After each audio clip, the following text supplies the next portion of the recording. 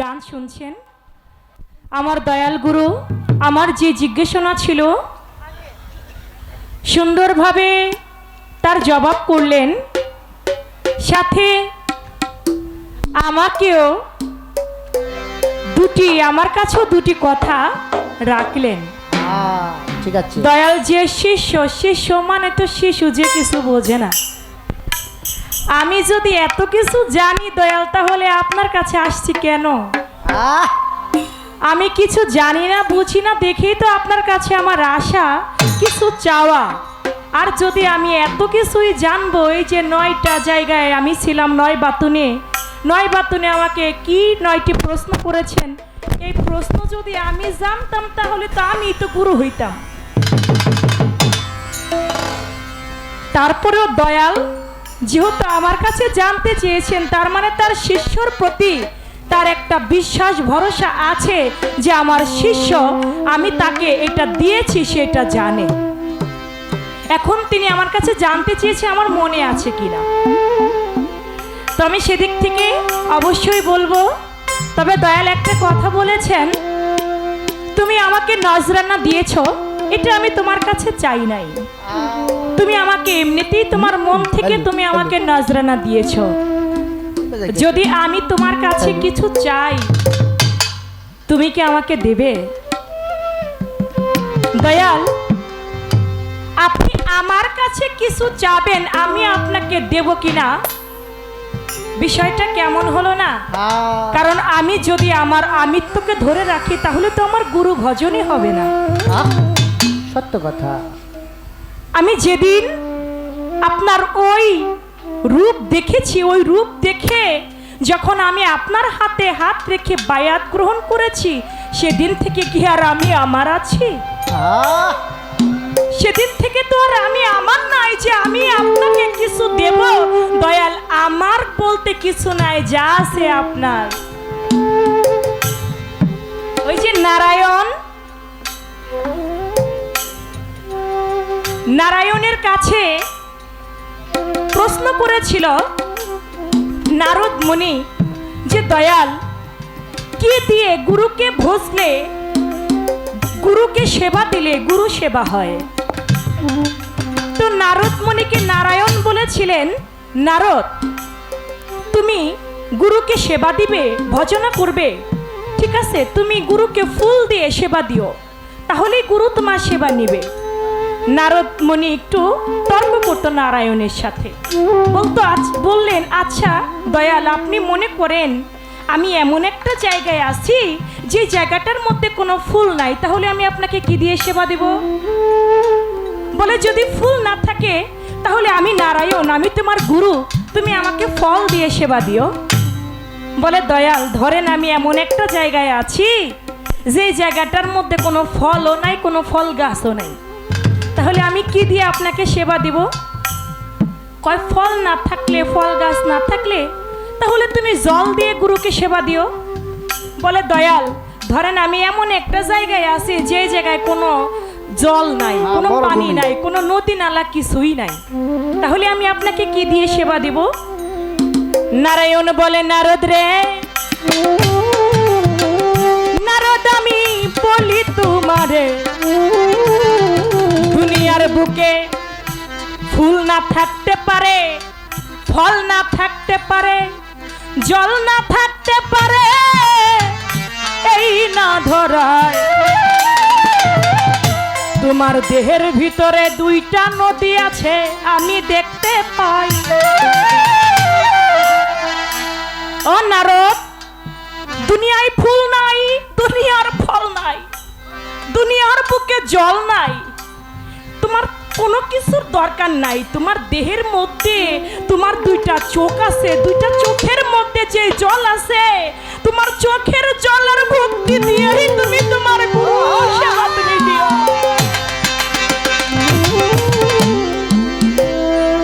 দয়াল, আমি আপনাকে ভজনা করব, আমার কিছু নাই, চোখের জল ছাড়া দেবার মতো কোনো কিছু নাই, আপনার যা লাগে আপনার থেকে আপনি নিয়ে নিয়েন।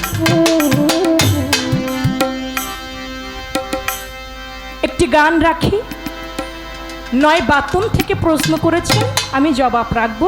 আগে একটি গান।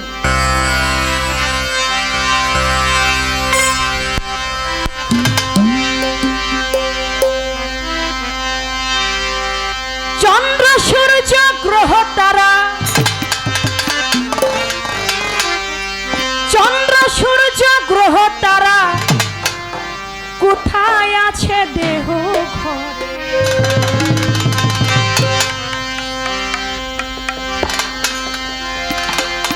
বলো দয়া করে গুরু, বলো দয়া করে। ওরে চন্দ্র সূর্য গ্রহ তারা, চন্দ্র সূর্য গ্রহ তারা, কোথায় আছে দেহ ঘরে? বলো দয়া করে গুরু, বলো দয়া করে, বলো দয়া করে গুরু, বলো দয়া করে। ওরে চন্দ্র সূর্য গ্রহ তারা, চন্দ্র সূর্য গ্রহ তারা, কোথায় আছে দেহ ঘরে? বলো দয়া করে, বলো দয়া করে, বলো দয়া করে। 12 রবিউল আওয়ালেতে আসলেন নবী ধরার বুকে। ওরে জানা যায় সোমবারেতে আসলো ভবের পরে, ওরে আসলো ভবের পরে, ওরে আসলো ভবের পরে। 12 রবিউল আওয়ালেতে আসলেন নবী ধরার বুকে। ওরে জানা যায় সোমবারেতে আসলো ভবের পরে।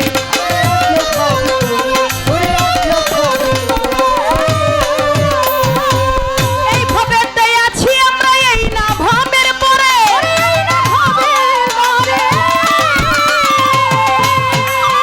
পাগলে মনে মনরে, এই ভবে আছি আমরা, এই না ভবের পরে।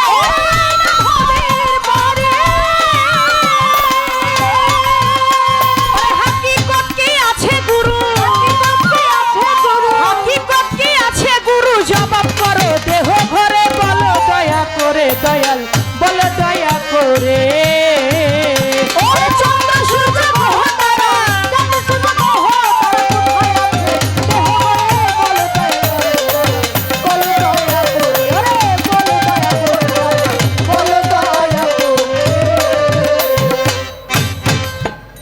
শুনি 7 দিন এই দেহে তেরাই, 7 দিনের হিসেব কিসেতে হয়?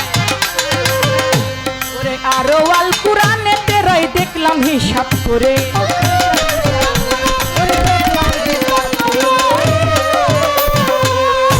শুনি 7 দিন এই দেহে তেরাই, বাজেন আমার 7 দিনের হিসেব কিসেতে হয়? ওরে আল কুরআনে দেখিতে পাই দেখলাম নজর করে।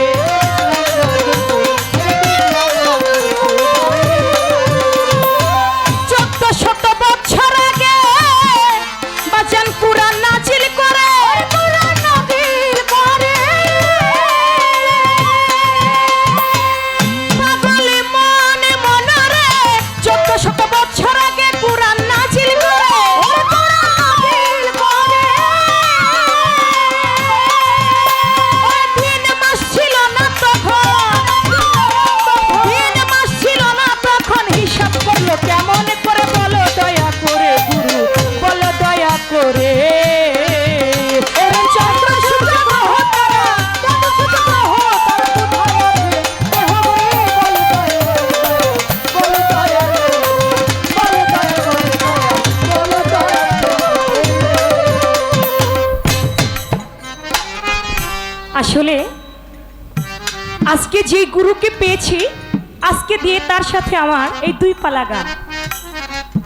এক পালা গান হয়েছিল মাদারীপুরে, হাসর কিয়ামত পালা, আমার মনে আছে। আর আজকের পালা হচ্ছে গুরু শিষ্য। তবে অনেক দিন পরে যেহেতু গুরুকে পাইছি, এই আইট কইরা টাইট কইরা ফাইট করে যদি কিছু না জিজ্ঞেস করি তাহলে কিন্তু হবে ঠিক কিনা? এই জন্য গুরুর কাছে যে গানটি গাইলাম, আমার মনে হয় আমার গুরু যদি গুরুরা তো সত্যি কথাই বলে, আমার মনে হয় না আমার গুরু এই গান কোনোদিন শুনছে। সত্য কথা। হ্যাঁ, কঠিন আহ, কথাগুলো কিন্তু অনেক কঠিন, আবার অনেক দয়ালের কাছে তো কোনো বিষয় না। কারণ গুরু যিনি, তিনি আকাশের খবর জানে, তিনি পাতালের খবর জানে। আমি বিশ্বাস করি আমার গুরু সব জানে, সত্য কথা। যেহেতু তিনি আমার গুরু। তাই সেদিকে লক্ষ্য করে আমার গানের মধ্যে বলেছেন, চন্দ্র সূর্য গ্রহ তারা কোথায় আছে দেহ ঘরে। আকাশের মধ্যে চন্দ্র আছে, আকাশের মধ্যে সূর্য আছে, ওইটা না দয়াল। সাধুজনেরা বলে, গুরুজনেরা বলে, যা আছে ব্রহ্মাণ্ডে তা আছেই মানব ভাণ্ডে।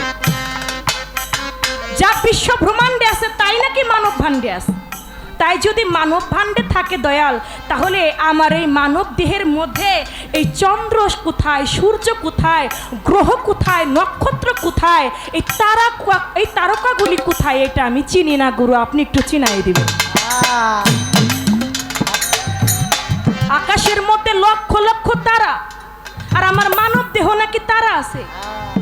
দয়াল, আমার মানব দেহে এত তারা কই থাকে? বাবা, এই গ্রহগুলো আছে কোথায়, এই সূর্যটা আছে কোথায়, চন্দ্রটা আছে কোথায়, এটা আমি দেখি না। 12 রবিউল আওয়ালেতে আসেন নবী ভবের পরে, জানা যায় সোমবারেতে আসেন ভবের পরে। পরে দয়াল নবী 12 রবিউল আওয়াল 570 খ্রিস্টাব্দে সোমবারে তিনি জন্মগ্রহণ করেন। সাধুজনেরা বলে, আমরা যারা আছি প্রত্যেকটা মানুষই নাকি 570 খ্রিস্টাব্দে জন্মগ্রহণ করি। আমরা নাকি প্রত্যেকটা মানুষই 12 রবিউল আওয়ালেতে সোমবার দিনই নাকি আমরা প্রকাশ পাই। দয়াল নবী প্রকাশ পাইছে, এটা ভালো কথা, কিন্তু আমরা প্রত্যেকটা মানুষই 12 রবিউল আওয়ালে এই ধরাধামে আসি, সোমবারে আসি, এই হিসাবটা কেমনে হবে?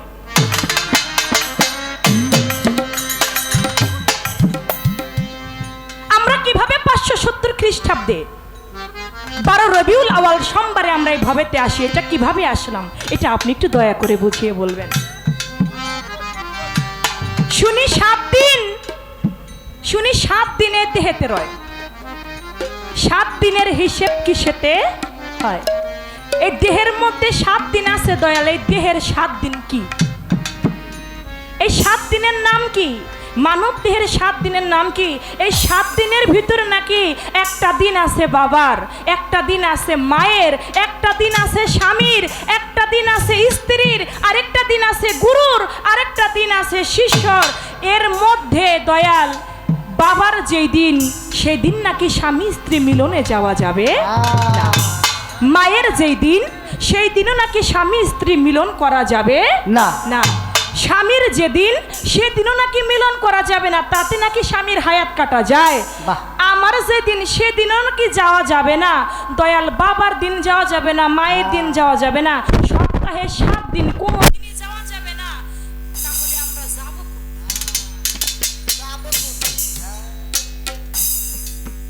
কি? কথা ঠিক আছে নি? তাহলে আমরা কামিনীর কাম সাগরে যাব কোন দিন? যদি না যাই তাহলে দুনিয়ার সৃষ্টি তো বাড়বে না। সত্য কথা। সন্তান আদি তো জন্ম নিবে না। এজন্য বলেছে, দেহে 7 দিন রয়, 7 দিনের হিসেব কিসেতে হয়? আরো আল কোরআনেতে দেখলাম বিচার করে, 1400 বছর আগে কোরআন নাজিল করে। আচ্ছা দয়াল, এই যে আমরা দিন গুনি, শনিবার, রবিবার, সোমবার, মঙ্গলবার, বুধবার, বৃহস্পতিবার, শুক্রবার, আবার বৈশাখ, জ্যৈষ্ঠ, আষাঢ়, শ্রাবণ, ভাদ্র, আশ্বিন, কার্তিক, অগ্রহায়ণ, পৌষ, মাঘ, ফাল্গুন, চৈত্র, এই যে আমরা মাস গণনা করি দয়াল, এই মাস গণনা এটা তো আগে ছিল না। এটা কোন দিন থেকে, কার থেকে, কেমনে সে বুঝতে পারলো এইটাই বৈশাখ মাস? যেই ব্যক্তি এই মাস দিন ঠিক করলো, কেমনে বুঝতে পারলো এটাই শুক্রবার? কেমনে বুঝলো এটাই? এটা কি মাস চলে বাংলায়? শ্রাবণ মাস, ভাদ্র মাস। হ্যাঁ, যাই হবে, অগ্রহায়ণ ভাদ্র একটা হইব, শ্রাবণ মাস। তো দেখা যাচ্ছে এই যে শ্রাবণ মাস, যিনি এই মাস দিন ক্ষণ ঠিক করলো, তিনি বুঝলো কেমন করে এটা শ্রাবণ মাস? এটা শুক্রবার, এটা শনিবার, তিনি কেমন করে বুঝলো, কেমন করে জানলো? এই গান থেকে আপনার কাছে আমার কথা রয়ে গেল। ওরে চন্দ্র সূর্য গ্রহ তারা, চন্দ্র সূর্য গ্রহ তারা কোথায় আছে? বলো দয়া করে, বলো দয়া করে, বলো দয়া করে। 309 বছর ঘুমাইয়া সঙ্গে একটা কুকুর নিয়া, ওরে আসাহাব গুহাবাসী বলে লক্ষ্য করে, ওরে বলো ওরে বলো 309 বছর ঘুমাইয়া বাজান সঙ্গে একটা কুকুর নিয়া, আসাহাব গুহাবাসী পরিচয় লাভ করে।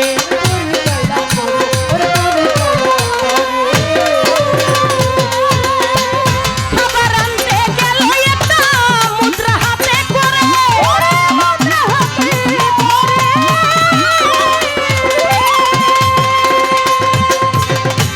পাগলে মন মনরে খাবার আনতে গেল একজন মুদ্রা হাতে করে,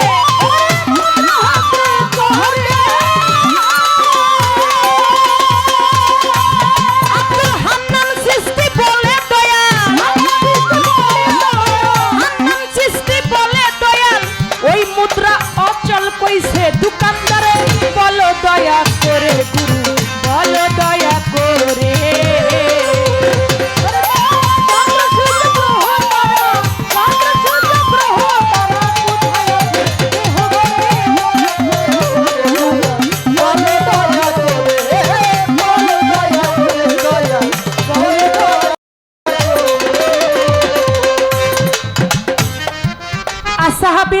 আসাহাব কাহাব, আমরা এই ঘটনাটা অনেকে কিন্তু পড়েছি।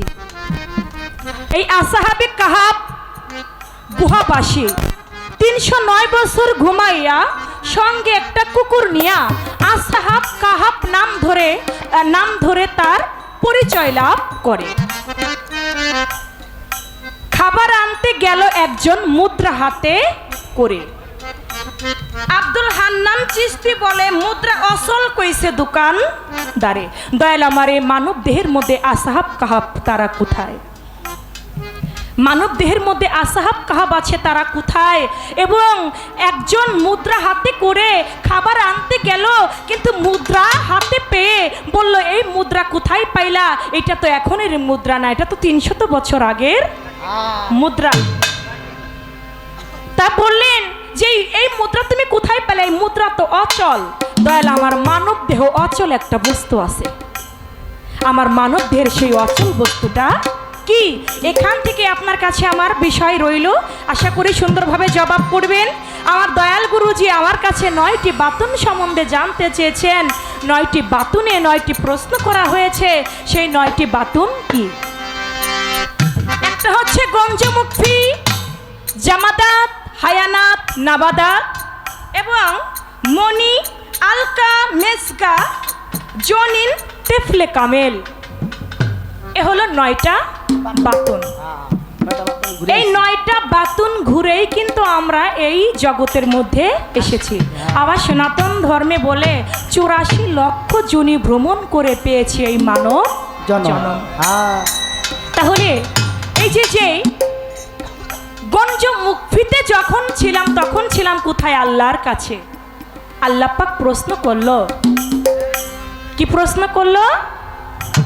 আলাস্তু বিরাব্বিকুম, হে রুহু আমি কি তোমার প্রভু নয়? রুহু সেদিন বলল আনতা আনতা, তুমি তোমার আমি আমার। আবারও প্রশ্ন করা হলো আলাস্তু বিরাব্বিকুম, হে রুহু আমি কি তোমার প্রভু নয়? একে একে যখন প্রশ্ন করে রুহু স্বীকার করে নেয়, ইয়া কালুওয়ালা আপনি আমার স্রষ্টা, আমি আপনার সৃষ্টি, করব আপনার আরাধনা। সুবহানাল্লাহ। গঞ্জমুখীতে যখন ছিলাম তখন প্রশ্ন করেছিলেন আল্লাহ পাক যে আমি কি তোমার প্রভু না?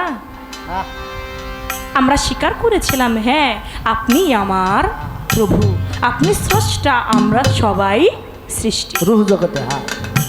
জামাদাতের মধ্যে যখন ছিলাম তখন ছিলাম বৃক্ষ রূপে। বৃক্ষ রূপে যখন ছিলাম তখনও প্রশ্ন করা হলো এখন তোমার রূপ কি? এখন তোমার রূপ কি? আমি সেদিন বললাম, মাওলা গো, আমার রূপ এখন বৃক্ষ রূপে, আমি মানব রূপ পেতে চাই। বলে মানব রূপ পেতে গেলে এটা সাধনার বিষয়। তুমি এই বৃক্ষ রূপ, এই বৃক্ষ জুনিতে তুমি থাকো, বৃক্ষ জুনির সাধনা যখন তোমার হয়ে যাবে, যখন আমি আল্লাহ বুঝতে পারবো তুমি পরিপূর্ণ হয়েছ, তখনই তুমি মানবে প্রকাশ পাবে, তা না হলে প্রকাশ পাবে।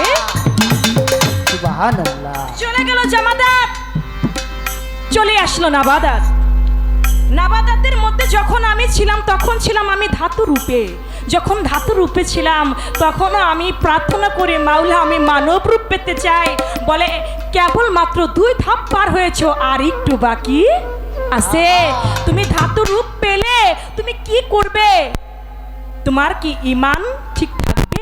ঈমান সম্বন্ধে প্রশ্ন করেছে। আমি আল্লাহকে বলেছি, মাওলা গো, আমার ঈমান পরিপাক থাকবে, আমি আপনাকে ছাড়া কাউকে কখনো আমি শরীক করব না। সুবহানাল্লাহ। এমনি ভাবে চলে এলো মনি আলকা মেজগা জনিন তেফলে কামেল। এমনি ভাবে ঈমান সম্বন্ধে, আমার আমানত সম্বন্ধে আমার আল্লাহ পাক জিজ্ঞাসা করে। আমি আল্লাহকে জবাব করি, মাওলা গো, আমি তোমার আমানতকে খেয়ানত করব না। কিন্তু দয়াল, আমানত তো খেয়ানত হইয়াই যায়। আল্লাহকে আল্লাহ প্রশ্ন করলো আমানত সম্বন্ধে, আমি জবাব করেছিলাম আমি আমানত খেয়ানত করব না। কিন্তু আমরা মানুষ, আমরা আমানতটাকে তো ঠিক রাখতে পারি না। ও দয়াল, এই যে 16 আনা দিবে বলে আজও দিলে না, কেন রে মন সাধুর সঙ্গ নিলে না? দয়াল, আল্লাহ তো 16 আনা দিয়ে পাঠাইছে। আমরা কি কেউ বুকে হাত দিয়ে বলতে পারবো আমাদের 16 আনা পরিপূর্ণ আছে? না। আমার আল্লাহ পাক বলেছে, হে বান্দা, আমি তোমাকে 16 আনার ধন দিয়ে দুনিয়ার বুকে পাঠিয়েছি। রতি মাসা যদি কম হয়, আমি তোমাকে ছাড় দেব না।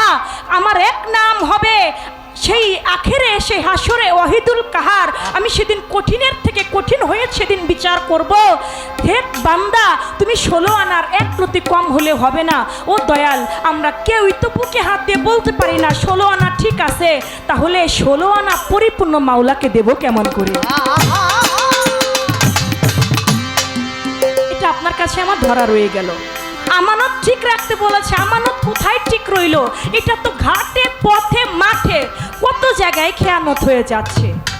এটা তো আমি ঠিক রাখতে পারছি না। তাহলে আমি কেমন করে আমানত ঠিক রাখতে পারবো? আল্লাহ প্রশ্ন করেছে, আমি তো তাকে ওয়াদা করেছি, হ্যাঁ আমি আমার আমানত ঠিক রাখবো, কিন্তু আমি তো ঠিক রাখতে পারছি না। এখান থেকে দয়াল যে কথা রেখেছিল জবাব করলাম, সাথে এখান থেকে আমিও কিছু কথা রেখে দিলাম।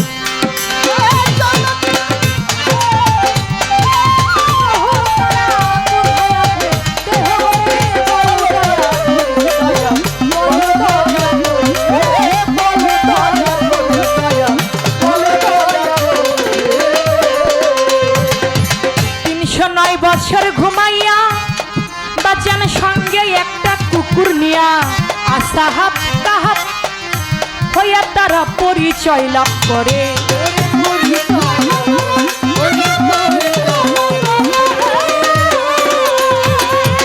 খাবার আনতে গেল একজন মুদ্রা হাতে করে,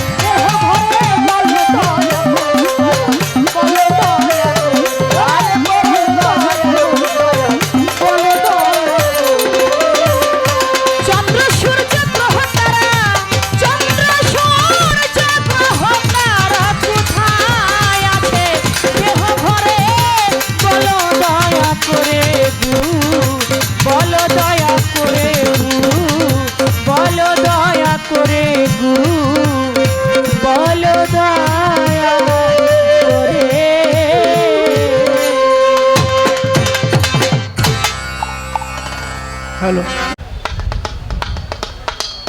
কথার জবাব করে নতুন করে কিছু কথা আমার কাছে রেখেছেন। অনেক কথার ভিড়ে একটি কথা বলেছেন যে আমার গুরু সব জানে। না, গুরু সব জানে কিন্তু কাজল দেওয়ান সব জানে না। ব্যক্তি কাজল দেওয়ান আর গুরু এক বিষয় না। কাজল দেওয়ানো জানে, তবে যেটুক জানে সেটুক বলবে। আরেকটা কথা বলে রাখি, কিছুটা জানি কিছুটা জানি না, কিছুটা জানলেও বলবো না। কিছুটা জানি কিছুটা জানি না, কিছুটা জানলেও বলবো না। কিছু কথা আছে, আস্তে, কিছু কথা আছে একজন বলবে আরেকজন শুনবে। আমার বেলায় মাইক এরকম করে? অবশ্যই তুমি আগে চন্দ্রের মাইক বাজাইছো। টিপে টিপে একটা বাও আছে তোমার সাথে, তার জন্য আমার বেলায় তুমি আমার কষ্ট দিতেছ। মাইক কিন্তু ভালো মাইক, আসলেই ভালো, একটু মেশিনারি ব্যাপার। কি বলতেছিলাম, গুরু সব জানে, কাজল দেওয়ান জানে না। আবার কাজল দেওয়ান এমন কিছু জানে যেটা সব জায়গায় বলাও যাবে না। গুরু শিষ্যের বিষয়টা এমন, একজন বলবে আরেকজন শুনবে, তিনজন হইলেই সমস্যা। বলবে একজন, শুনবে একজন, তিনজন হইলে সমস্যা। সাক্ষী হয়ে গেল, সাক্ষী হইলেই তার সাজা আছে, আর যেখানে সাক্ষী নাই সেইখানে কোনো সাজাও নাই। বিচারের রায় হয় সাক্ষীর মাধ্যমে। অতএব কথাটা আমি আগে বলে নিলাম। আরে বাবা কি করলো আবার? এবার আসলো গুরু, তুমি বলো এই দেহের মধ্যে, আকাশের মধ্যে তো লক্ষ লক্ষ তারকাদি, এই দেহের মধ্যে এই রকম তারাগুলি কোথায়? তোমার পশমে পশমে তারা আছে। ইউসুফ আলাইহিস সালাম যখন মিশরের বাদশা হলো, আলোচনা অনেক। আপনারা জানেন ইউসুফ আলাইহিস সালাম তিনি ইয়াকুব নবীর সন্তান, নবীর সন্তান হয়ে নিজেও নবী হয়েছিল। ইয়াকুব আলাইহিস সালাম ইউসুফ নবীকে চোখে চোখে রাখতেন, খুব ভালোবাসতেন, বেশি ভালোবাসতেন। আরো 10 পুত্র ছিল। বাবার 5টা ছেলে থাকলে একটার প্রতি কিন্তু একটু বেশি মায়া থাকে, আছে না? 3জন ছেলে থাকলে একটার প্রতি একটু বেশি ভালোবাসা। আমারও এরকম বিষয়টা, আমি একজনটা একটু বেশি ভালোবাসি সবার বেলায়। ইয়াকুব আলাইহিস সালাম ইউসুফ আলাইহিস সালামকে বেশি ভালোবাসতেন। অন্য ভাইরা কয়, বাবায় আমাদেরকে বেশি ভালোবাসে না, ভালোবাসে ইউসুফরে। ইউসুফরে চোখে চোখে রাখে, ওরে তো কোথাও যাইতেই দেয় না। তো ইউসুফরে যখন বেশি ভালোবাসে, ইউসুফকে মেরে ফেলবো। তো বাবারে যদি বলি যে বাবা ইউসুফরে নিয়ে আমরা কোথাও যাব, বাবা তো বিশ্বাস করবে না। বাবাই মনে মনে এমনি আমাদেরকে সন্দেহ করে, একটা মিথ্যা কথা বানায় বইলে টইলে নিয়ে গেলেন। বাবা আমরা বেড়াইতে যাব, ঘুরতে যাব। বাবায় সরল বিশ্বাসে তাদের ভাইদের সাথে দিয়ে দিলেন। কিন্তু পথে জঙ্গলের ভিতরে নিয়ে তারা কি করলেন, ইসু আলাইহিস সালামকে কেউ বললো মেরে ফেলো, হত্যা করো, আবার কেউ কেউ বললো যে ভাই লাগে তো জঙ্গলের মধ্যে ফেলে রেখে যাই, বাঘে এসে, জঙ্গলের পশু এসে খেয়ে ফেলবে। একটা কূপের মধ্যে তাকে রেখে দিলেন। আর জামাটা পশু হত্যা করে ওই জামার মধ্যে রক্ত মেখে তারপর জামাটা নিয়ে বাবার কাছে, ইয়াকুব আলাইহিস সালামের কাছে গিয়ে বললেন যে বাবা আমাদের ভাইকে জঙ্গলে শিকারে গিয়েছিলাম, সেখান থেকে ভাইকে বাঘে খেয়ে ফেলেছে, এই তার জামা। তিনি ওই জামাটা নিয়ে অনেক দিন পর্যন্ত বেঁচে ছিলেন। তিনি কান্না করতেন, যখন জামাটা তার চোখের সামনে ধরতেন সেটার মধ্যে চুমো খেতেন। কাঁদতে কাঁদতে তার চক্ষু অন্ধ হয়ে গিয়েছিল, এমন অবস্থা হয়েছে পুত্র শোকে। এই দিকে ইউসুফ আলাইহিস সালামকে একদল বণিক যাইতেছিল মিশরের বাজারে, তারা সেখান থেকে ইউসুফ আলাইহিস সালামকে পেলেন। তার কান্না শুনে তাকে উদ্ধার করে নিয়ে গেলেন মিশরের বাজারে। সর্বোচ্চ দামে সেই দিন ইউসুফ আলাইহিস সালাম বিক্রয় হয়েছিল। আজিজ মিশর তাকে কিনে নিলেন। আজিজ মিশর যখন কিনে নিলেন, ওই আজিজ মিশরের যিনি বাদশা ছিলেন, বাদশার স্ত্রী ছিল জুলেখা। জুলেখা আবার একদিন স্বপ্নে দেখেছিল ইউসুফ আলাইসাল্লামকে, ভেবেছিল আমি যাকে স্বপ্নে দেখলাম আমার এই ইজ্জত এই পুরুষকে ছাড়া কাউকে দেখাবো না। অবশেষে জুলেখার মন যখন ভালো না, আনমনা ভাব, স্বামীর সংসার করতে চায় না, বাদশার ঘরে থাকতে চায় না, বাদশার স্ত্রী, তখন ইউসুফ আলাইসাল্লামকে রাখাল হিসাবে নিয়ে তাকে দিলেন। ইউসুফ আলাইসাল্লামকে দেখে জুলেখা সর্বপ্রথম তাকে জড়ায়া ধরতে চাইলেন, বললেন বন্ধু আমি তোমার জন্যই তো পাগল হয়েছি, তোমাকে স্বপ্নে দেখেছিলাম। ইউসুফ নবীকে কও কি, তুমি হইলে আমার মনিব মালিক, আমি হইলাম চাকর, চাকরের সাথে কি মনিব ভালোবাসা করে? খবরদার আমার কাছে তুমি আইসো না। দূরে সরাইয়া দিলেন। অনেক আলোচনা হইল, কোরআন শরীফের আয়াতও আসলো, প্রেমের ঘটনাটা সূরা ইউসুফ এর মধ্যে আলোচনায় আসছে। অবশেষে ইউসুফ আলাইহিসসালাম তাকে জেলে দিলেন, জেল থেকে বাইর হইলেন, তিনি খাদ্যমন্ত্রী হইলেন, তারপর দেশের প্রধানমন্ত্রী হয়ে গেলেন, বাদশাহ হয়ে গেলেন। এই দিকে মিশরের মধ্যে অভাব অনটন দেখা দিল। তার পিতা এবং মাতা দুই ভাইরা গিয়েছিল আগে সাহায্যের জন্য, বললো তোমাদেরকে চিনেছে, চিনেও বললো যে আমরা তোমরা কাজ করো, তোমাদের বাবা মাকে নিয়ে আসো।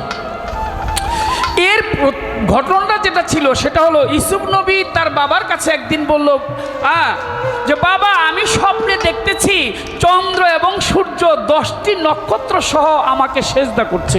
সুবহানাল্লাহ, একটু সুবহানাল্লাহ বলেন। সুবহানাল্লাহ, একটু জোরে জোরে বলেন সুবহানাল্লাহ। সুবহানাল্লাহ। চন্দ্র এবং সূর্য 10টি নক্ষত্র সহ আমাকে সেজদা করতেছে। এই দৃশ্য প্রমাণিত হলো কখন? যখন ইউসুফ আলাইহিসসালাম মিশরের বাদশাহ হইলেন, নবী হইলেন। নবী তো আবার বাদশাহ, মিশরের দরবারে রাজ সিংহাসনে বসা। ইউসুফ নবীর পিতা ইয়াকুব নবী এবং তার মাতা এবং তার 10 ভাই গিয়ে তাকে কুর্নিশ করেছিল।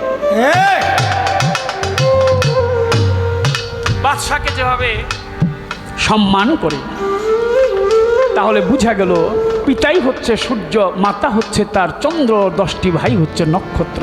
তোমার দেহের মধ্যে লক্ষ লক্ষ নক্ষত্র আছে, তুমি হয়তো খেয়াল করতে পারো না। এটা ওই যে কথাটা বলছে যে আমি তো রাস্তাঘাটে ফেলে দিলাম, এই আলোচনায় আমি পরে আসি। তাহলে বোঝা হয়ে গেল কি পিতৃশক্তি যেটা সেটা হচ্ছে সূর্যের মতো, আর মাতৃশক্তি হচ্ছে চন্দ্রের মতো। পিতামাতার রণকৌশলের মাধ্যমে আপনি আমি আমরা যারা আছি সমস্ত মানুষের পৃথিবীতে আসছি। বাবা মায়ের কাছে গিয়েছে, একটু পানি ঢেলে দিয়েছে, সেই পানিটা মা নিয়েছে গর্ভের ভিতরে, একটা ডিম্বুকোষ, এই ডিম্বুকোষের মুখ বন্ধ হয়ে গিয়েছে। তারপর আস্তে আস্তে এই ডিম্বুকোষের মুখ বন্ধ হলে ওখানে বড় হইতে লাগলো, মানে বাড়তেছে, বীর্যবর্ণ, ঘোলাট বর্ণ, রক্তবর্ণ, মাংস হলো, হাড্ডি হলো, সব কিছু হয়ে যখন হস্তরেখা থেকে সমস্ত রূপটা হয়েছে, তখন একটা পরিপূর্ণ মানুষ হয়ে আসলো। কিভাবে? যে রাস্তায় গিয়েছিলেন সেই রাস্তায় এসেছেন। এই মানুষ চেহারা ভিন্ন, আসা যাওয়ার রাস্তা ভিন্ন না। তোমাকে দেখতে একরকম, আমাকে দেখতে একরকম, রাস্তা কিন্তু ভিন্ন না, রাস্তা একই। তুমি যে রাস্তায় এসেছো আমি সে রাস্তায় এসেছি, একই রাস্তায় মানুষের আসা যাওয়া। আমি এইটুক বললাম, এর জন্য বলছি গুরু শিষ্যের পালা 3 জন হইলে বলা যাবে না, কেবল একজন বলবে আর একজন শুনবে।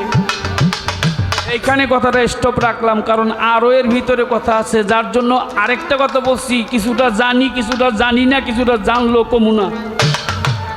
কমুনা যে কমুনা, তোমার বাপের যদি ক্ষমতা থাকে দিলে আমার যেমন কয়, এইটা কয়ে দিলাম। যাও একটা গান গাইলে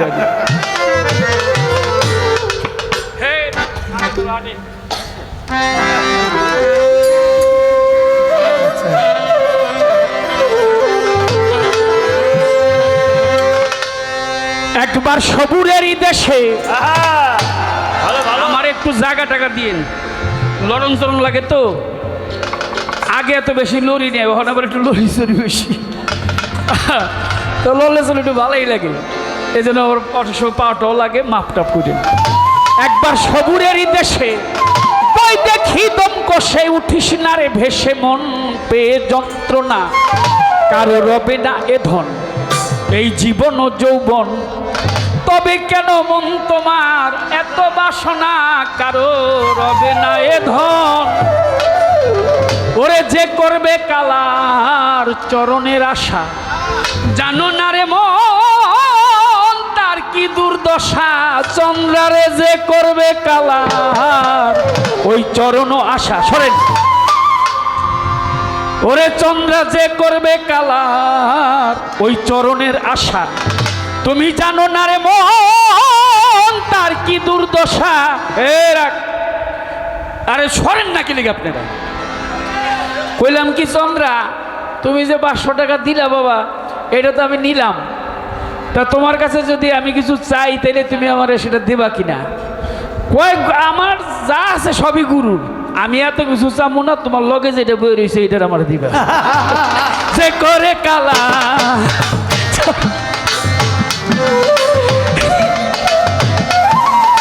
তার কি দুর্দশা ও বলে রাখ চন্দ্রা আমার বাবা কয় তাহলে ওইটা আমার নাতনি নানা নারী দিলে চাইতে পারে না পারে না আত্মীয় রকম সবাই এই যে করে কালা চরণের আশা জানো না রে মন তার কি দুর্দশা যে করবে কালা চরণের আশা আয় হা তোমরা জানো না রে মন মন তার কি দুর্দশা ভক্ত বলি রাজা ছিল তার সর্বস্ব ধন নিল ভক্ত বলি রাজা ছিল তার সর্বস্ব ধন নিল ভক্ত বলি রাজা ছিল তার সর্বস্ব ধন নিল মন বামন রূপে বিধি দিন করে ছলনা করে রবে না এ ধন একবার সবুরের দেশে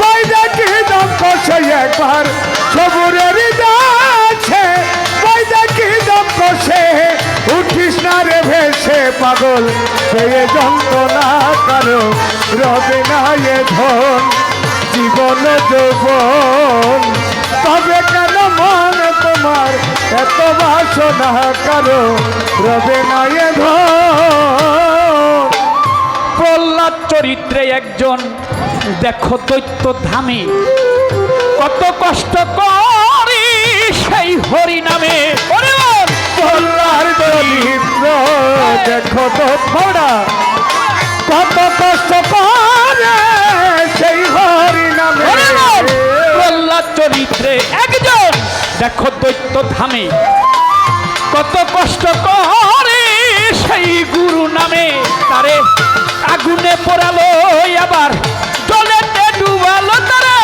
আগুনে পোড়ালো জলেতে ডুবালো তারে আগুনে পোড়ালো আবার জলেতে ডুবালো তবু না ছাড়িল সে শ্রীনাম সাধনা কারো রবে না এ ধন একবার সবুরের দেশে বৈদেকি দম্পসে একবার সবুরের দেশে বৈদেকি দম্পসে উঠিস না রে ভেসে শান্ত পেয়ে যন্ত্রণা কারো রবে না এ ধন জীবন যৌবন তবে কেন মন তোমার এত বাসনা কারো রবে না এ ধন কর্ণ নামের রাজা একজন বড় দাতা ছিল সবই আপনার কর্ণ নামের রাজা একজন সে বড় দাতা ছিল অতিথি রূপে তার পুত্রকে নাসিল তবু কর্ণ অনুরাগী ও সে না হইল দুঃখী তবু কর্ণ অনুরাগী না হইল দুঃখী তবু কর্ণ অনুরাগী ও সে না হইল দুঃখী অতিথির মনকে করে সান্ত্বনা কারো রবে না এ ধন একবার জীবন যৌবন তবে কেন মন তোমার এত বাসনা একবার সবুরের দেশে বৈদেকি দম্পসে একবার সবুরের দেশে বৈদেকি দম্পসে উঠিস না রে ভেসে পাগল পেয়ে যন্ত্রণা কারো রবে না এ ধন জীবন যৌবন তবে কেন মন তোমার এত বাসনা কারো রবে না এ ধন রামের ভক্ত লক্ষণ ছিল সর্বকালে রামের ভক্ত লক্ষণ ছিল সর্বকালে শক্তিশাল হানিল তাহার পক্ষ বক্ষস্থলে ওরে রামের ভক্ত লক্ষণ ছিল সর্বকালে শক্তিশের হানিল তার বক্ষস্থলে রামের ভক্ত লক্ষণ ছিল সর্বকালে শক্তিশাল হানিল তাহার বক্ষস্থলে তবু রামচন্দ্রের প্রতি লক্ষণ না ছাড়িল ভক্তি তবু রামচন্দ্রের প্রতি না ছাড়িল ভক্তি আরে তবু। তবু রামচন্দ্রের প্রতি লক্ষণ না ছাড়িল ভক্তি ফকির লালন বলে রে একটু মন করো বিবেচনা প্রীতি প্রীতি প্রীতি প্রীতি তারাই তারাই জানে গো যার শোনে যার ভাবের প্রীতি প্রীতি তারাই তারাই জানে গজাল শোনে যার ভাবের প্রীতি প্রীতি তারাই তারাই জানে গজাল শোনে যার ভাবের প্রীতি প্রশ্ন করেছে আমার কাছে শুনেছেন বন্ধুগণ সেই কথাগুলি আস্তে আস্তে আমি করবই আলাপন ধন্য বাবার পুণ্য বেটি ধন্যবাদ জানাই বলে আর একবার দেখা হয়েছিল মাদারীপুরে ভাই মাদারীপুরে দেখা হয়েছিল ওই এলাকা তোমার এলাকায় এর জন্য ডরের চলে কিছু কই নেই আজকে আমার বাড়ির লগে আরে কেরানীগঞ্জ যাইতে হবে গো আজকে আমার বাড়ির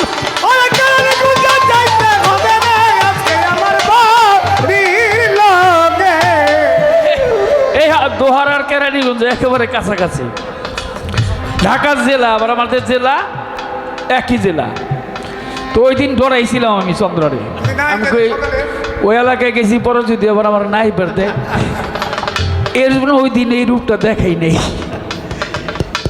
আজকাল দেখাই নেই কিনছি একটু কইলাম আর কি নাতনির কথা কইছি এটা একবার কইতে পারে যে দেহ দেওয়ানে এই বয়সে আমার মায়ের চাই আরে আমি তোর ওই অন্য কামের লেগেছে না আমি গান হিগাম ওই লেগে কথা রাইতে পারে না হারি বলি নিবকে লিগা অনেক নিব গান হিগানের লেগে কিন্তু তত্ত্ব তালিম হিগাম ওর খেয়ে সেই তো কথা এই জায়গায় এই কথা রাখিয়া বারণ আরো অনেক কথা বললো শুনেন বন্ধুগণ তিনি যেইভাবে বলে কথা ধরব কথার রথিক শোনে যার ভাবের প্রীতি প্রীতি তারাই তারাই জানে গজাল শোনে যার ভাবের প্রীতি প্রীতি তারাই তারাই জানে গজাল শোনে যার ভাবের প্রীতি 570 খ্রিস্টাব্দ 12ই রবিউল আউয়াল সুবে সাদেকের সময় আমার দিনের পয়গাম্বরী এই দুনিয়ায় এসেছিল একটু বলেন নাই আমারে এই যে 12ই রবিউল আউয়াল আমরাও আসি 570 খ্রিস্টাব্দ আমাদেরও হয় এইটা কেমন করে এখানে 7-5 খেলায় একটু শোনেন ধৈর্য ধরে 5টি হলো জাত আর 7টি হলো সেফাত 5টি জাত কি কলেমার ভাগটা হচ্ছে 2 ভাগে একটি ভাগ হচ্ছে লা ইলাহা ইল্লাল্লাহু এই 5টি হলো জাত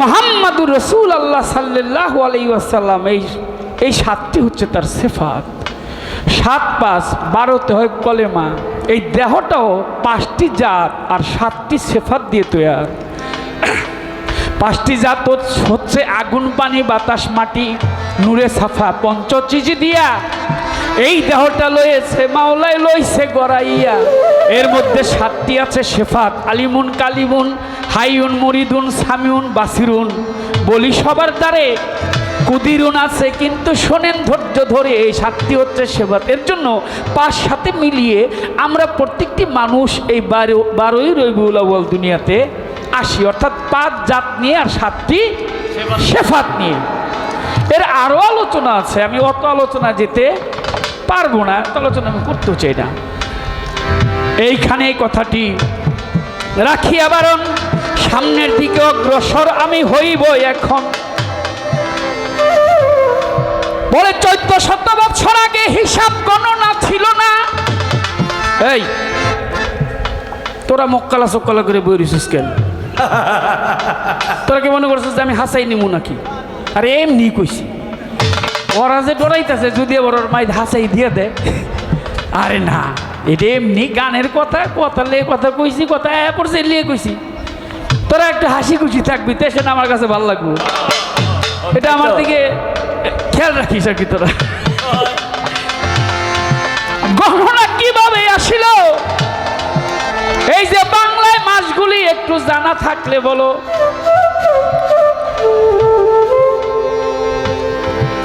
এর তো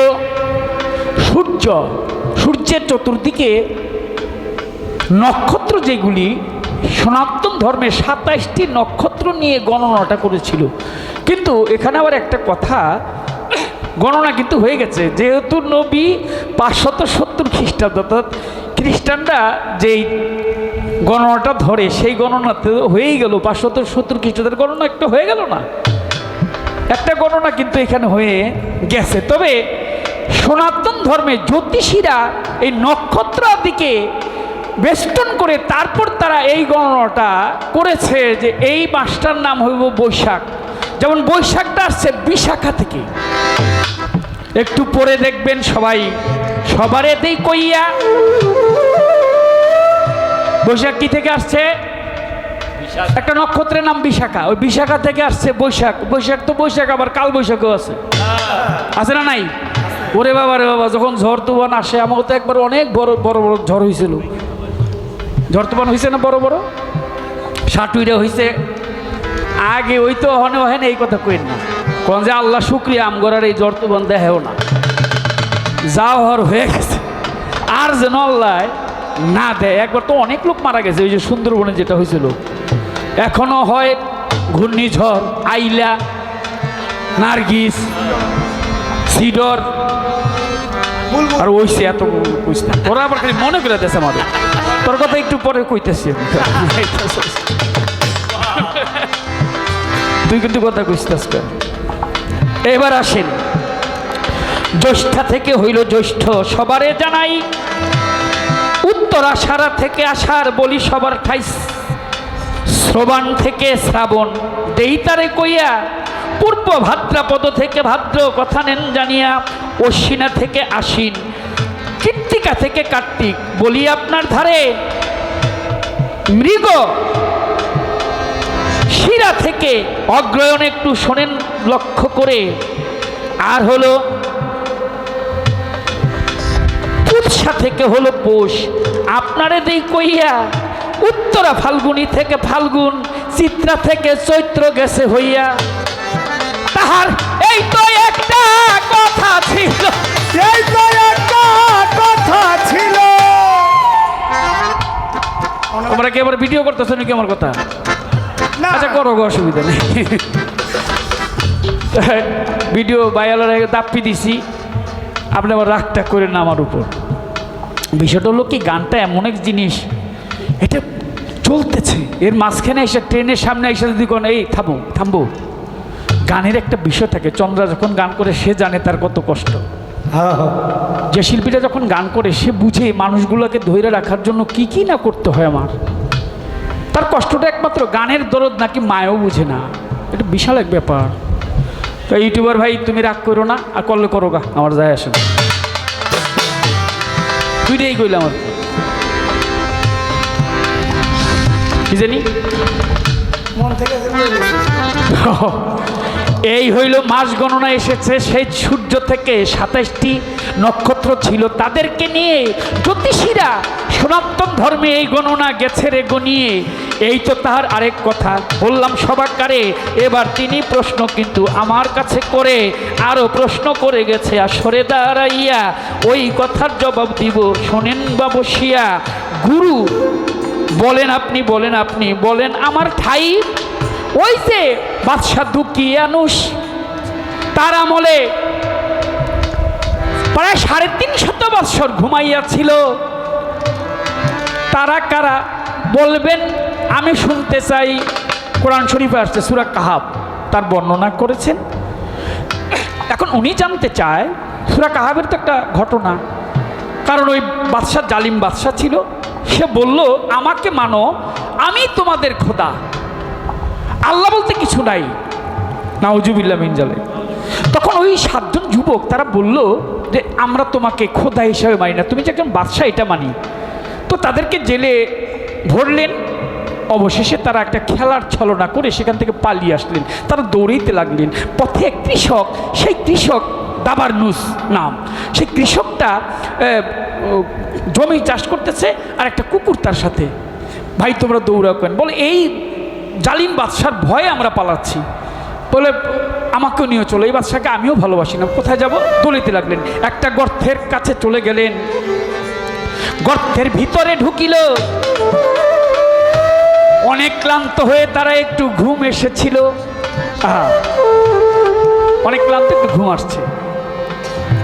কুকুরটা ওই গর্তের মুখের মধ্যে সে পাহারা দিচ্ছে। কুকুরের স্বভাব, মনিব রাত্রে জেগে থাকে, কুকুর ঘুম আসে না। মনিব রাত্রে ঘুম আসে, কুকুর ঘুম আসে না। আসে না, মাফ করবেন। কুকুর জেগে থাকে, মনিব ঘুমায়। মনিবের একটু আরামের জন্য সে জেগে থাকে, মনিবের যে কোনো অনিষ্ট না হয়।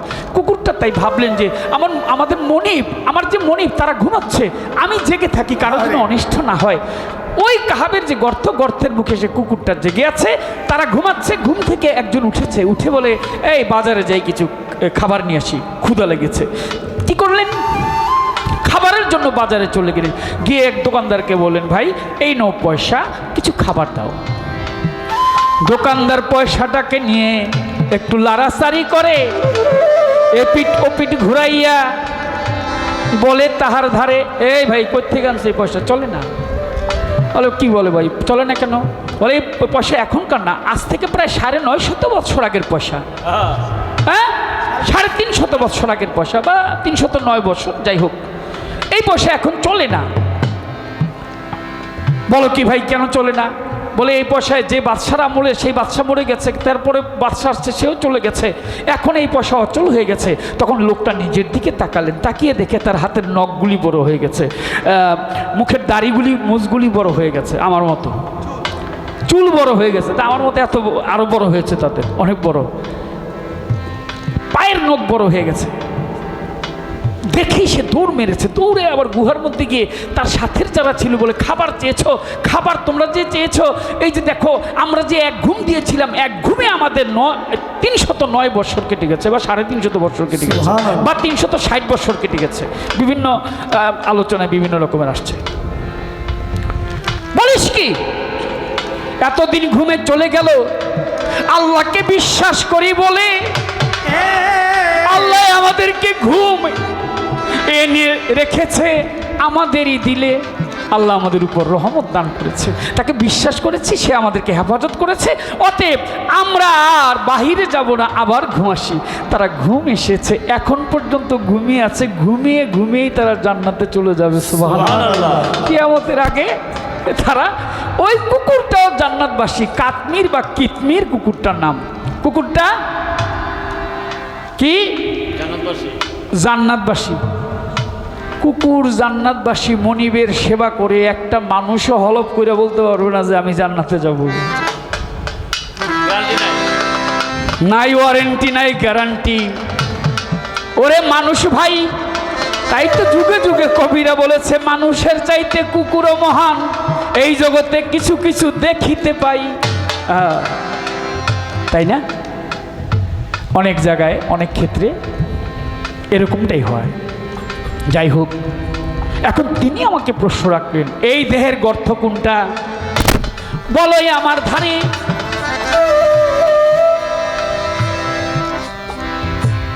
এর কয়েকটা আছে, গর্ত তরে একটা দুইটা না, বামে স্তনের আর অ্যাঙ্গলি নিচে একটি লতিফা, সেটাকে কল্প বলা হয়। উল্টা এক টুকরা মাংসপিণ্ড। এই মাংসপিণ্ডটা উল্টা, এটা টিকটিক করে বাজে। সবাই একটু হাত দিয়ে একেবারে নীরবে দেখবেন, টিকটিক টিকটিক করে বাজছে। আর যদি বেদি মাফ করেন, কইছি তো কিছু কন যায় না, শোনেন, চুপে চুপে কই। একজন আর একজনের বুকের মধ্যে মাথা দিয়ে দেখেন, বুঝলেন নাই? তুমি কি বুঝছো? বিয়ে করছো? বুঝবেন তো, দেখবেন টিক টিক করে বাজে, বুকে মাথা দিয়ে। ও ভাই, এই সোনামণি ভাই, যখন বুকের উপর থাকবে ঘুমিয়ে বাঁচতেছে। ওটা যে বাও করতে পেরেছে সে হয়েছে আল্লাহর ওলি দয়াল বাবা আফাদুদ্দিশা গালিমপুরি, সালাল শাহ বাবা, বাবা শাহজালাল, শাহপরাণ, খাজা মঈনুদ্দিন চিশতি, বাবা সুরেশ্বরী, আটরশি, চন্দ্রপুরী, কদম চান, চান মস্তান, অলিয়া উলিয়া যারা, তারা এটাকে উল্টাটাকে বাও করেছে কেন? জিকিরের মাধ্যমে। এর আলোচনা অনেক। এইটাকে তারা বাও করেছে, ওখানের মধ্যে হচ্ছে মূল খেলাটা। আর একটা গর্ত বন্ধ হয়ে গেছে, এক সময় ছিল খোলা, এটাকে আকফা বলা হয়েছে। রিপন আমার পোলা, ভালো ভালো। এইখানে একটা গর্ত আছে। একে শিশু বাচ্চাটা না, এই বাচ্চাটা যখন একেবারে জন্ম নেয়, ও চন্দ্রকার একটা কথা বলি, রসুল সাল্লাল্লাহু আলাইহি ওয়াসাল্লাম তিনি তাওয়াল্লাত হয়েছেন, তিনি প্রকাশ পেয়েছেন, তিনি অজনী সম্ভবা, তিনি কিন্তু জন্ম নেননি। বাবা জন্ম নিয়েছি আমরা, আপনি আমি, আমরা যারা আছি, আমরা পৃথিবীতে জন্ম নিয়েছি। জন্ম নেয় এক বিষয়, আর প্রকাশ পাওয়া হচ্ছে আরেক বিষয়। বড় বড় ধর্মগ্রন্থকার যারা, আল্লাহ নিজেই অনেক প্রশংসা করেছেন আমার রসুলকে। তাই রসুলের বিষয়ে কোনো কথা বলার সময় যেন আমরা একটু আমাদের বিষয়টা জন্ম, মানে বাবা মায়ের রজে ভিজিয়ে, কিন্তু আমার রসুল ওইভাবে যায়ও নাই, ওইভাবে আসেও নাই। তার যাওয়া ভিন্ন, আসা ভিন্ন রকমের। আলোচনা আরও গভীরে আছে, ওখানে আমি নাই গেলাম। কি বলতেছিলাম, এখানে একটি গর্ত আছে। এখানে ছোটোবেলায় দেখবেন এটা ফাল পারে, যাদের ছোট বাচ্চা হবে ওর কাছে গিয়ে দেখবেন এটা খুব ফালাইতেছে। তা মুরব্বীরা আগের দিনে কইতো ইন্দুরের গাতা, মনে আছে নি? সবারই বলে কিন্তু এটা কইছে, কয়েকটি ইন্দুরের গাতারে ইন্দুর ফাল পারে এই জায়গার মধ্যে। কি ইসরায়েল ভাই? তুরকুরে তুরকুরে, ওই তুর তুর তুর তুর করে তুরকুরে তুরকুরে একটা গাথা, এটা বন্ধ আছে। কিন্তু পাখিটা যেদিন উড়ে যাবে, এই না খাঁচা ছেড়ে এই দ্বার খুলে যাবে, একটু শুনবেন ধৈর্য ধরে। এখন বন্ধ আছে, কিন্তু পাখি যখন উড়ে যাবে, পাখি কখন জানি উড়ে যায়। একটা বদ হাওয়া লেগে খাঁচায়, একটা বদ হাওয়া লেগে খাঁচায়, পাখি কখন যেন উড়ে যায়, পাখি কখন যেন উড়ে যায়। খাঁচারারা পড়ল ধসে, এই পাখি আর দাঁড়াবে কিসে? আচারারা পড়ল ধসে,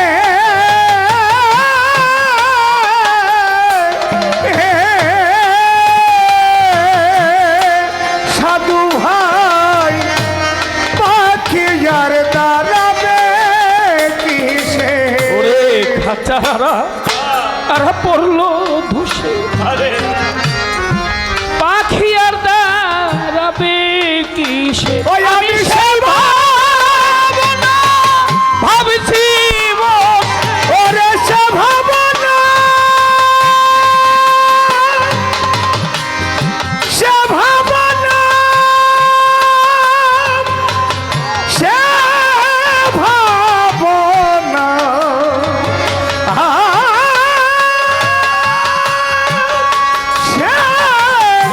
সে ভাবনা। ওরে আমি সেই ভাবনা ভাবছি বসে, ওরে সে ভাবনা ভাবছি বসে, সেই ভাবনা ভাবছি বসে, আমার যারা বইছে গায়ে পাখি কখন জানি উড়ে যায়, পাখিটা কখন যেন উড়ে যায়। একটা বদ হাওয়া লেগে খাঁচায়, একটা বদ হাওয়া লেগে খাঁচায়, পাখি কখন যেন উড়ে যায়, পাখি কখন যেন উড়ে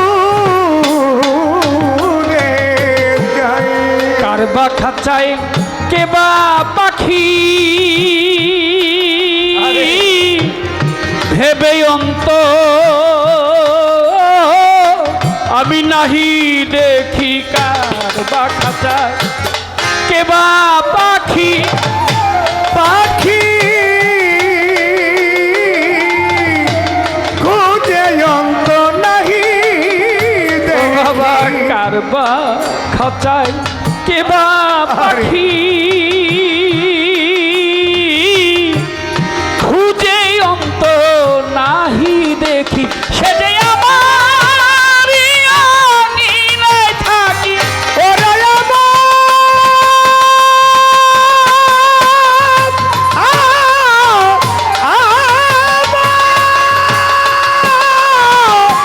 রয়াঙ্গিন হায় থাকি পাখি আমার আঙ্গিনায় থাকি আমার প্রেম জাতি চাই পাখিটাই আমার প্রেম জাতি চাই পাখি কখন যেন উড়ে যায় একটা বদ হাওয়া লেগে খাঁচায় একটা বদ হাওয়া লেগে খাঁচায় পাখি কখন যেন উড়ে যায় পাখি কখন যেন উড়ে যায় আগে তো ছিল না জানা রিপন রে জংলা কবু ওসমানে আগে ছিল না জানা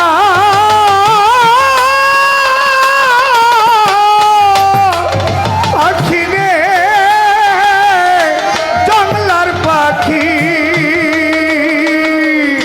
পোষ মানে না আগে তো ছিল না জানা জংলার পাখি পোষ মানে না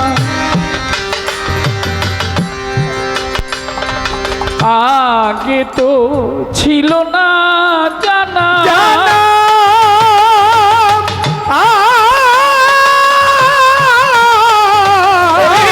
জংলার পাখি পোষ মানে না জানলে তারে মন দিতাম না আমি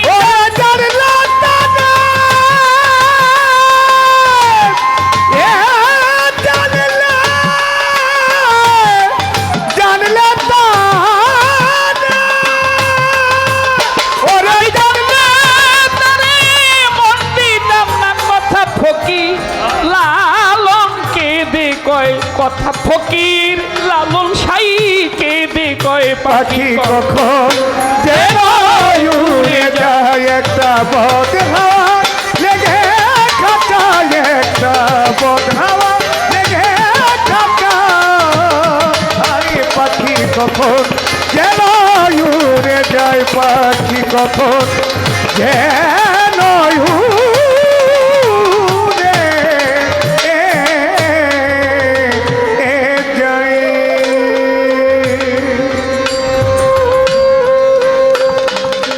কোত্থেকে কই চলে গেলাম পাখি বাহির হয়ে যাবে একদিন ওই দ্বার খুলে যাবে পাখি বাহির হয়ে চলে যাবে খাঁচাটা পড়ে রবে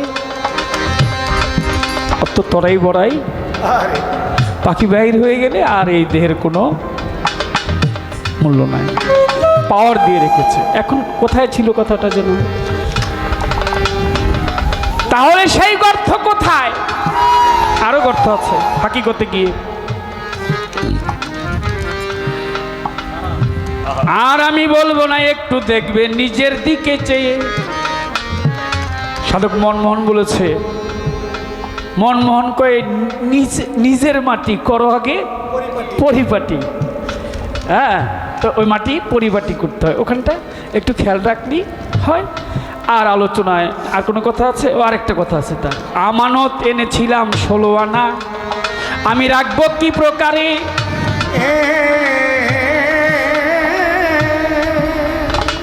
এই যে আব্বাস স্যার এইটা আবার ঝামেলা বাজা দিলেন আপনি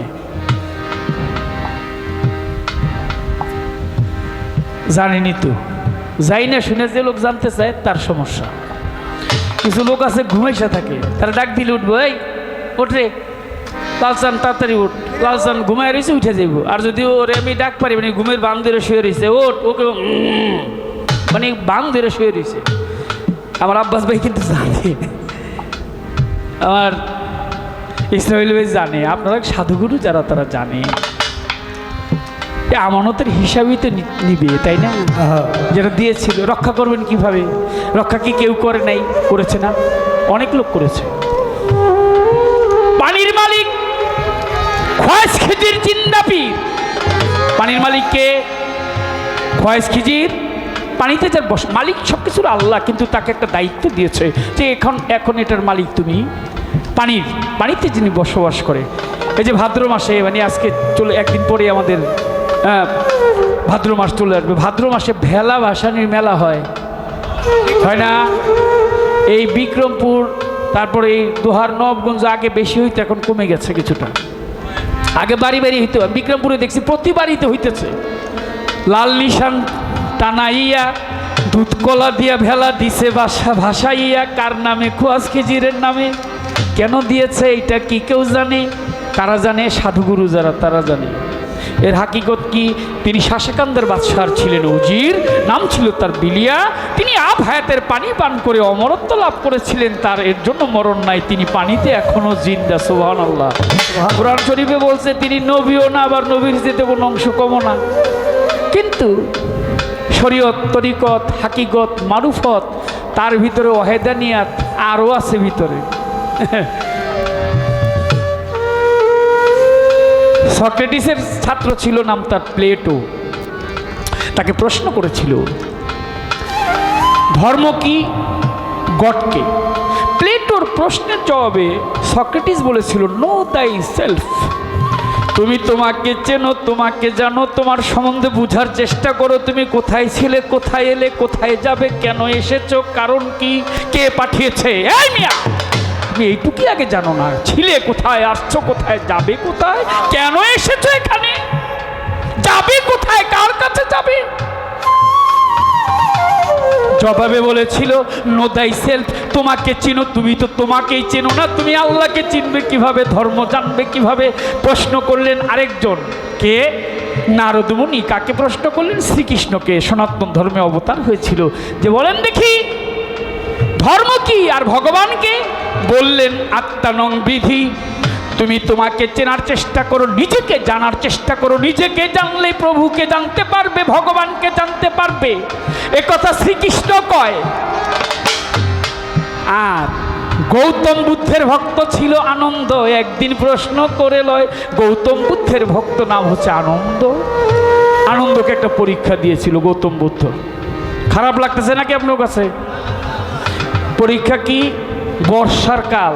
এই বর্ষার কালে ওই বাড়ি বাড়ি তো বৌদ্ধ ধর্মের লোকেরা ভিক্ষা করে, তো এক এক বাড়ি এক একজন যায়, সব বাড়ি একবারই যেমন যাব না। তো আনন্দরে কইছে তুই এক বাড়ি যা। আনন্দ বর্ষাকালে এক বাড়িতে গেছে, গিয়ে দেখে যে বাড়িতে সে গেছে ওই বাড়িটা হলো একটা পতিতা নারীর বাড়ি। ওই বাড়িতে গিয়ে আনন্দ রাত্র দিন কাটায়। আর ভক্তরা জানাজানি হয়ে গেছে, গৌতম বুদ্ধের কাছে যায়। এই নানক, জানো নাকি কি হয়েছে? বলে কি? বলে তুমি যে ধর্ম প্রচার করো, তোমার ভক্ত একজন খুব ভালোবাসো আনন্দকে। আনন্দ কি করেছে জানো? বলে কি করেছে? বলে বেশ্যার বাড়িতে আশ্রয় নিয়েছে।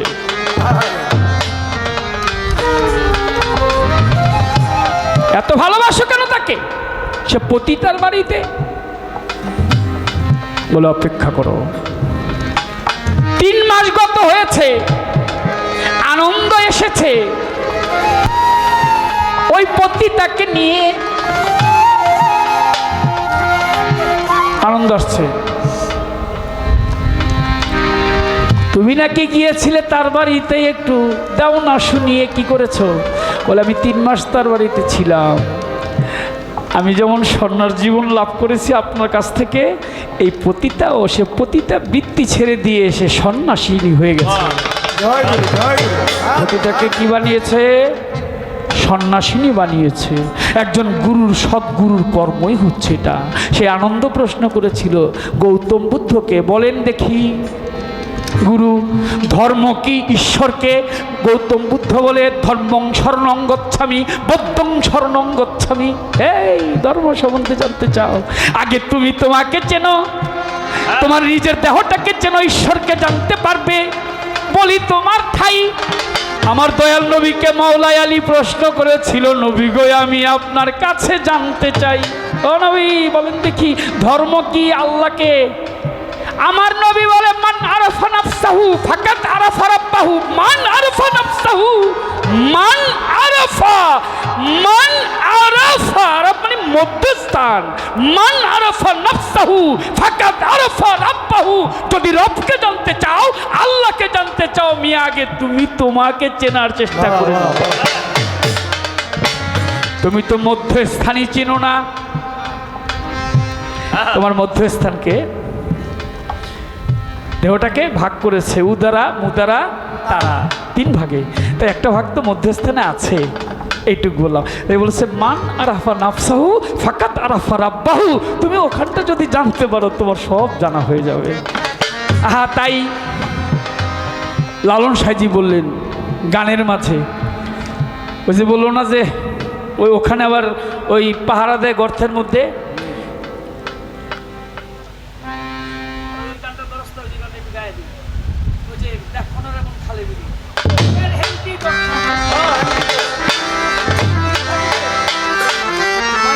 ওরে দিন থাকিতে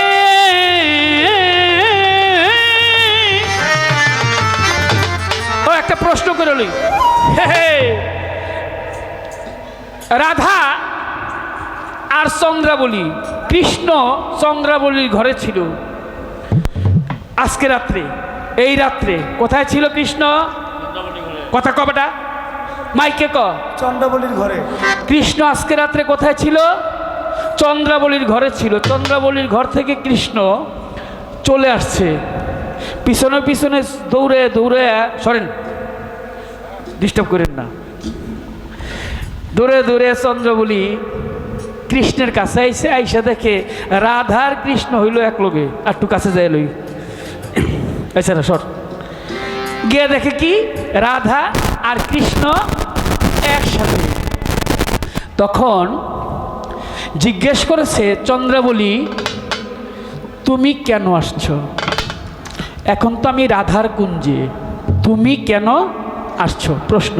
চন্দ্রা কেন গিয়েছিল? দেখ না গিয়ে খালে বিলে বেটা থাকে না মিন জল শুকালে, ওরে কি হবে আর বাদল দিলে শুকনো মোহনা। বাবা কি হবে আর বাদল দিলে শুকনা মোহনা।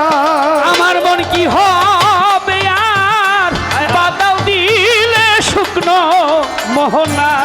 ইসরাফিল ভাই তোর মোহনা শুকনা মনরে, সময় গেলে সাধন হবে না। ও পাগল দিন থাকিতে দিনের করণ কেন করলে না? সময় গেলে সাধন হবে না, সময় গেলে সাধন হবে না।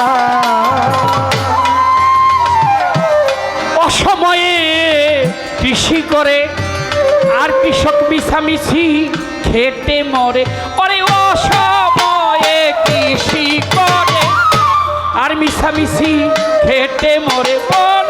সময়ে কৃষি করে আর মিছামিছি খেতে ও বাবা গাছ যদি হয় বীজের জোরে ফল তো ধরে না মনরে। গাছ যদি হয় বীজের জোরে ফল তো ধরে না। ওরে গিয়ে দেখো গাছ যদি হয় বীজের জোরে ওই গাছে ফল তো। প্রত্যেকটি মানুষের ভাগ্যে একজন অলিয়া উলিয়া জ্ঞানী লোক আছে, প্রত্যেকটি মানুষের ভাগ্যে। ওই যে বলে গেল যে কখন কোন জায়গায় নদী নালায় খালে বিলে ফেলে দিয়ে আসছি, স্বপ্নের মধ্যে ফেলে দিয়েছেন। আপনার গলি নষ্ট হয়ে গেছে, ওই যে গর্ত নষ্ট হয়ে গেছে না, অলি আর আপনি পান নাই। গর্ত যদি ঠিক থাকতো অলি, গলি যদি ঠিক থাকতো, গলি নষ্ট। ভালো মানুষ পাইবেন করতে, পোলা একটা হইছে স্কুলে যা, হেই কে স্কুলে যাবো, বন্ধু বান্ধব হলে কত আড্ডা দিয়ে আসি, আড্ডা দিয়ে এসে এখন বাবা একবার টাকা দাও, কে লিগে বলে 500 টাকা দিবা। টাকাটা কেন নিবা? কয় বাবা তুমি তো আমার বাবা না, আমার আরেকটা বাবা আছে, আমি বাবা খামু। বাহ বাহ বাহ। এর বলে বাবা খায়, উনি আপন বাবা রেখেছে বলে বাবা খাইব। মাফ করবেন, ফেসবুকের মধ্যে দেখি, ইউটিউবে বাবারে বাবা কয় না, ও ওই কের ওষুধ রে, ট্যাবলেট রে, ড্রাগ আর কি এটাকে বলে। বাবাকে হত্যা করে, বাবার গালে আঘাত মারে, চর মারে, মাকে আঘাত করে। দেখেন না আপনারা, সমাজটাই যেন কেমন হয়ে যাচ্ছে, শ্রদ্ধা ভক্তি কমে যাচ্ছে মানুষের। বাস্তব সত্য কথা এটা। তাহলে কেন? ওই যে আপনি গলিটা ঠিক করতে পারেন নাই, এর জন্য এই জিনিস হইল, মানুষের মতো মানুষ করতে পারেন নাই। দেখ না গিয়ে খালে ভিড়ে থাকে নামিন জল শুকালে, ওরে কি হবে আর বাদল দিলে শুকনো মোহনা। ও বাদল কি হবে আর বাদল দিলে শুকনা মোহনা। ভাইরে তোর কি হবে আর বাদল দিলে শুকনো মোহনা। ওরে বল সময় গেলে সাধন হবে না, অসময়ে বেশি করে আর মিশামিশি খেতে মরে। ওরে গাছ যদি হয় বীজের জোরে ফল তো ধরে না, তাতে অমাবস্যাতে পূর্ণিমা হয় মহাযোগ সেই দিন। ও বলছে 7 দিনের মধ্যে কোন দিন যাব, সব দিনই তো শুক্র শনি রবি সোম মঙ্গল বুধ, বলে এক এক দিন এক একজনের কোন দিন যাব। যেদিন তোমার নাকের বাঁশি ঠিক থাকে, ডাইন পাশের নাকটা বাজে, যেই দিন তোমার এই চোখটা ডাইন পাশের চোখ ফাল পারে, যেই দিন তোমার আকাশের পূর্ণিমার চাঁদের আলো এই মাথা বরাবর আসবে, ওই দিনই যাইও। পারবেন নি এত ধৈর্য ধরতে? এই যে আয়া পড়ছে, আমি কি করবো, আমার এই যে নাতি, এই ওর নাম হইল শান্ত, বিয়া করছে আজকে, ঘুষ দিলে কাম হইব না, আয়া পড়ছে কথা কইতে হইব। 3-4 মাস হয়েছে প্রেম করে বিয়া করছে, তা আমার সাথে 2 বছর পেট বাজায়। আজকে আবার একটু ভালোই দেখলাম, হাসি খুশি।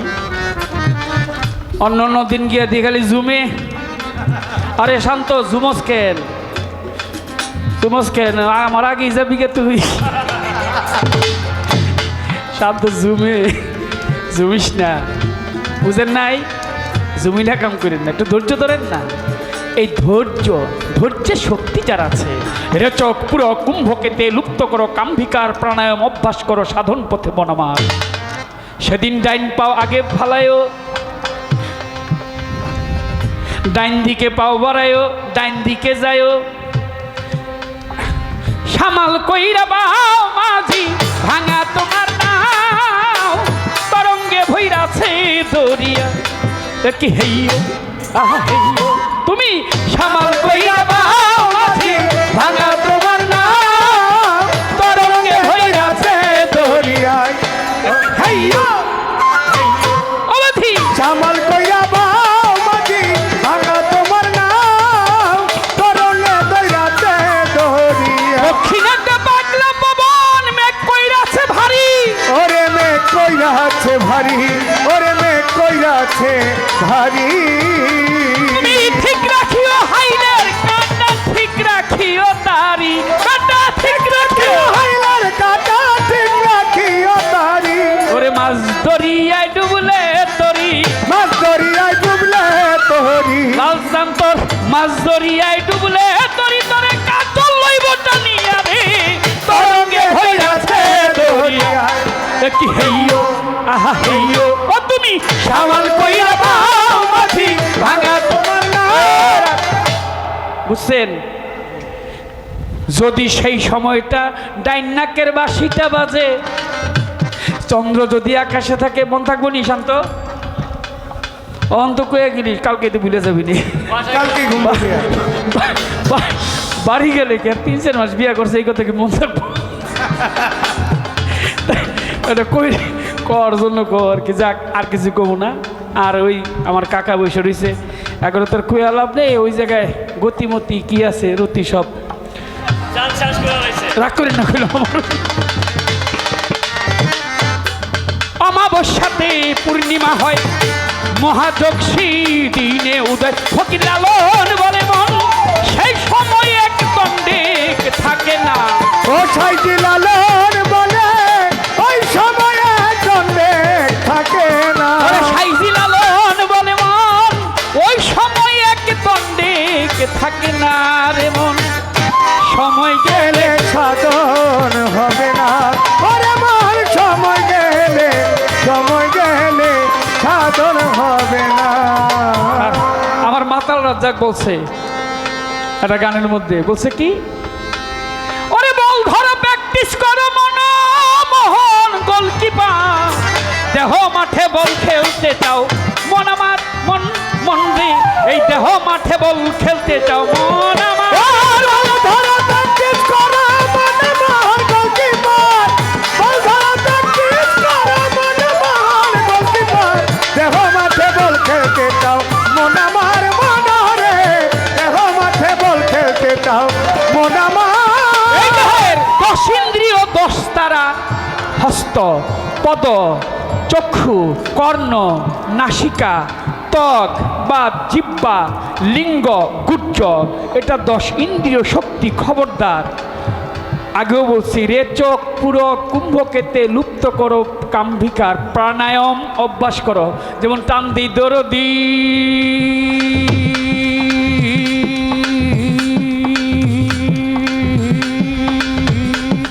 আপনারা এখন তালি দিতেছেন, আমার তো কাম সারা, আমি সেটা বুঝি কষ্ট কত হয়। এটা ধৈর্য রাখতে কষ্ট আছে, সেই কষ্টকে, সেই সাধনকে যেই সিদ্ধি লাভ করতে পারবে সেই ব্যক্তি পারবে। পাগল বলল কি, মন 10 ইন্দ্রিয় 10 তারা, আরো 6 বিজাতিরা, ওই মাঠে খেলিবি যারা বেটা হইয়া বিশ্ব খেলোয়াড়। ওই মাঠে খেলিবি যারা হইয়া বিশ্ব খেলোয়াড়, ওই মাঠে খেলিবি যারা হইয়া বিশ্ব খেলোয়াড়। খেলতে যেমন গোপী ভজন, গায়ে বড় গেরুয়া বসন, জানতে তেমন ডুবি ভাষা। গায়ে বড় গেরুয়া বসন, তোর অধিনায়ক পাগলা মদন, পাগলামি করবে না আর অধিনায়ক। পাগলা মদন পাগলামি করবে না। এই দেহের অধিনায়ক পাগলা মদন, অধিনায়ক দেহের অধিনায়ক পাগলা মদন, পাগলামি করবে না আর। ধন্যবাদ সবাইকে।